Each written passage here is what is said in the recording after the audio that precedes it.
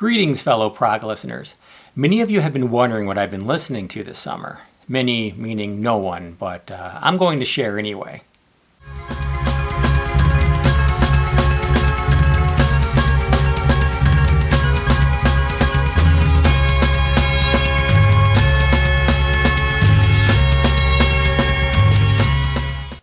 The summer usually gives me an opportunity to consume more music than I ordinarily do during the rest of the year, so I decided to share some thoughts and opinions. This video is inspired by my Prog co-conspirator, John Bellamy. John releases great music content, and I will leave a link to his channel in the description below. There will be some overlap that has occurred by coincidence between our videos. I usually write scripts for myself, but I will attempt to do what John does very well and speak my mind, but with a few notes. Probably more than a few notes. The albums will be in order of when I listen to them, so let's begin.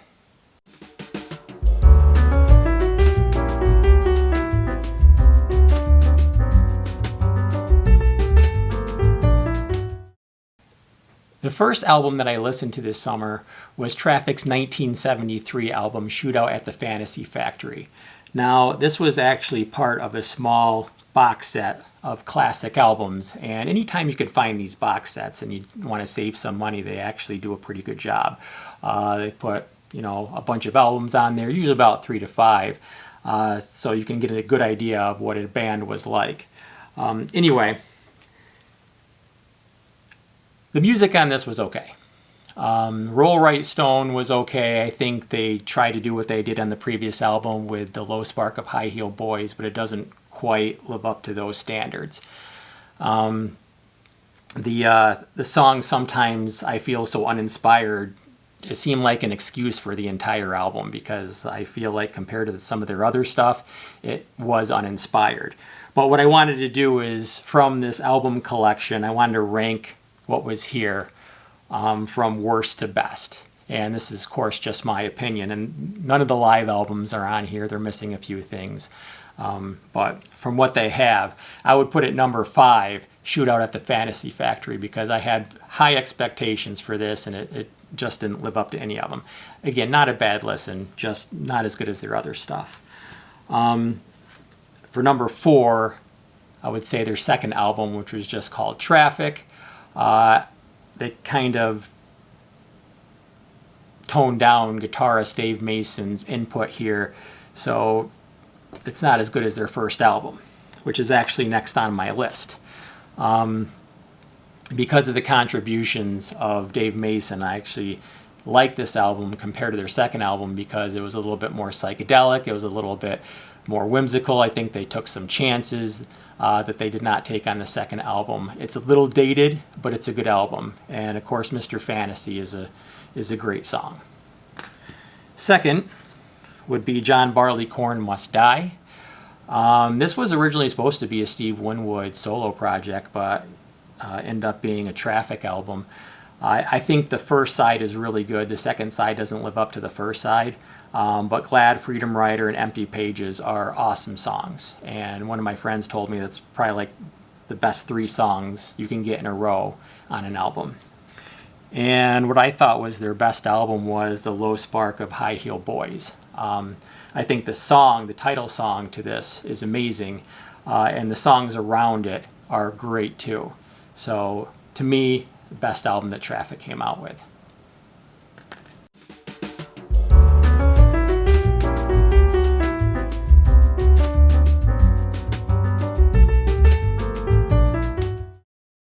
The second album that I listened to this summer was Pyramid by the Alan Parsons Project that came out in 1978. So far I've listened to the first 3 albums that they came out with, and this to me has been my favorite one. And I know that iRobot is highly regarded, but I preferred Pyramid a little bit more. And I thought the songs were catchier, and you gotta take it for what it is, and it's actually prog pop. And in a recent interview that they had with Alan Parsons in Prog magazine, that's exactly how he described his music, was prog pop. So therefore, you're not going to get much self-indulgence and lengthy instrumentals or anything like that. He plays it pretty safe, but the music is good. Some of the standouts here that I liked the best were Can't Take It With You, Paramania, Hypergamma Spaces was a great instrumental. So again, this is a fun album, and I do recommend this. And just a quick side story here. My sister-in-law actually met Alan Parsons and told him about my Prog channel, and he told her to tell me that he said hello. So it is a true story. So thank you to her.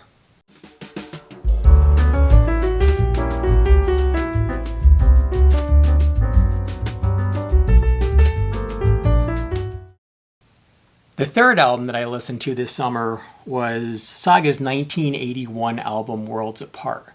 Now, I usually don't delve too deep into the 80s. I usually stick with the 70s, but I made an exception with this one because I do like Saga, and they did start in the late 70s.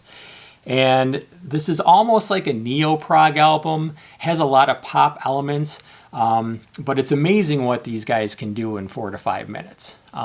They have great instrumental segments, and the songs are all well composed and very well arranged. Just to talk about the band itself, Michael Sadler, their lead singer, would actually rival Freddie Mercury, I think, as a frontman.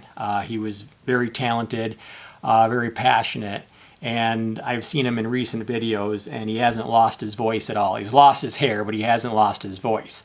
Ian Crichton is an awesome guitarist, and nobody talks about Ian Crichton, but his approach is kind of like Steve Howe. He sort of plays around the songs, not really a chord guy, but extremely interesting to listen to.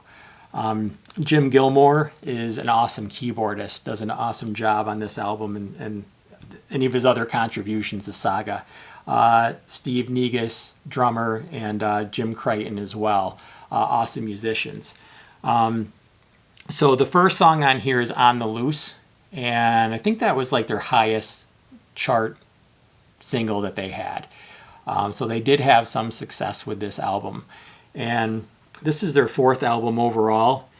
And it would be really hard to rank Saga's albums because, you know, they stay pretty even. They're all actually pretty good. They're all very good. And they did a live album after this one that I haven't listened to yet, but I'll get to that one. So I do recommend this album. It's a very fun listen.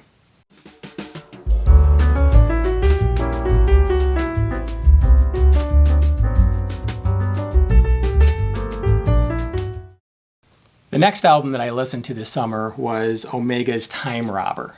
And this came out in 1976. Omega was a Hungarian band, and their most popular period was probably their progressive rock period in the 70s, which was during Hungary's communist era.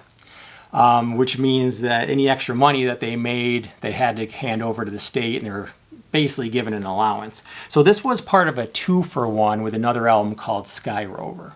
And Time Robber was actually my favorite album of this summer. It's dubbed in English. The pronunciation might be a little off with some words, but I really like the lead singer's personality. I think his voice definitely fits the songs. They don't go off the rails at all, but everything is just right on the album. Now, my favorite Omega album is actually Hall of Floaters in the Sky, which is the album before this. So I did have high expectations for this, and it didn't quite live up to that, but it was still an awesome album. I think all 5 tracks on here are really good and worth listening to. So I really can't stop listening to it, and I highly recommend this album.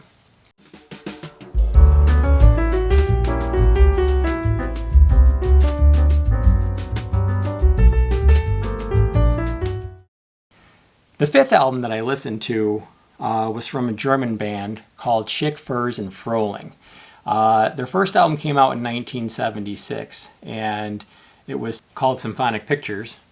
It was part of this box set that actually has all 4 of their albums on it. And going from a band like Saga to this, it was kind of a jarring experience, but that goes to show you that Prog takes in a wide spectrum of music, so I had to kind of recalibrate my ears a little bit.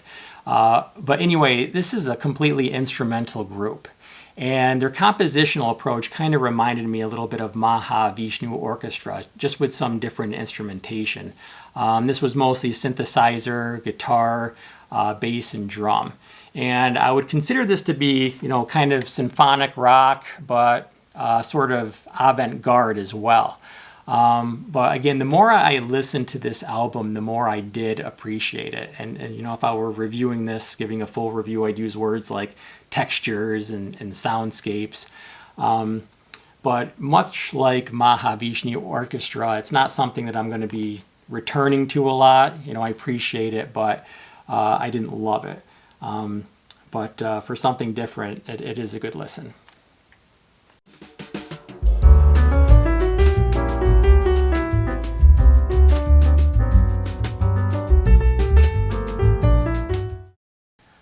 Okay, on to the next. Heavy Rock Spectacular by Bram Stoker. This came out in 1972, and I love the name of the album, and I love the name of the band. Now, as you know, Bram Stoker was the author of Dracula that came out in the late 1800s, and this album definitely lives up to that because it has a very classical Gothic sound. Mostly because of the Hammond organ player Anthony Bronsden, who formed the band in the late 60s. This album is actually a good mix of vocal songs and some instrumental songs. And it's about what you'd expect from the early 70s. No crazy synthesizers or anything like that, but the Hammond organ playing is very adequate. There are some bonus tracks on this album that are worth listening to as well. Now, this was kind of a one-off album. They didn't release another album through the 70s. They did reform in the past decade and released 3 albums. I haven't listened to them, but the reviews seem to be pretty good, and I think they probably still have the same sound that they did back in the early 70s.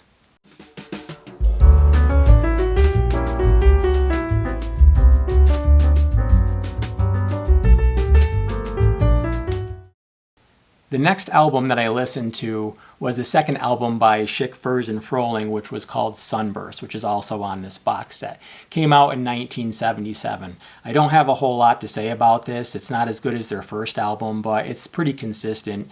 In fact, both albums, their first and second, are on one CD. So if you weren't paying attention, you wouldn't even know when the first album ended and the second album started. There are 2 more albums on this box set that I haven't listened to yet. I am somewhat excited to listen to them to see where it stands amongst the first 2 albums. Furs and Frohling actually did release a few albums on their own without Schick. I assume that Schick must have been focusing on his shaving and hygiene products company. Wait, that's a different Schick because it's spelled differently.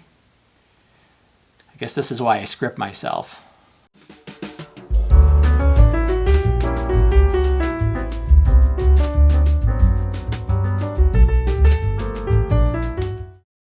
The last album that I wanted to talk about is Omega's Sky Rover. And this album came out in 1978. I don't think it was as good as their previous 2 albums, but I admit I haven't listened to this as much as I have the other one. So if I give it a few more listens, I'm sure I'll like it more.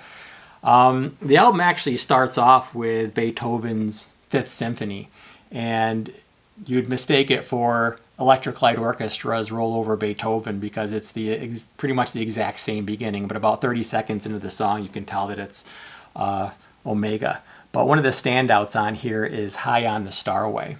And the beginning of High on the Starway is almost exactly the same as a song from the band Fish called Tweezer. In fact, one of my friends who is a huge Fish fan, I actually sent her that song, and I said, "What does this sound like?" And she said Tweezer. She picked up on it right away, so I thought that was pretty funny. But anyway, you can't go wrong with Omega during the 70s, so I highly recommend them.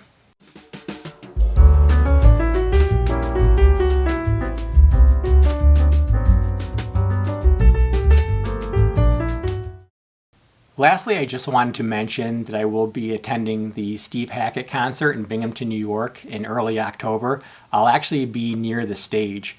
I don't want to make a big deal out of this with my presence. I don't want to distract from the show at all. But anyway, this will be the 4th time that I've seen Steve Hackett, and it's one of the best live prog shows that I've ever seen. And the first half is always his solo stuff. The second half is actually his Genesis stuff. And they're both pretty much equal. I appreciate both halves of the show. And I'm sure you will too if you attend. And I will try to actually document going to the concert if I can, and post it as one of my upcoming videos. But don't forget to like and subscribe. Thank you very much for watching, and I'll see you next time.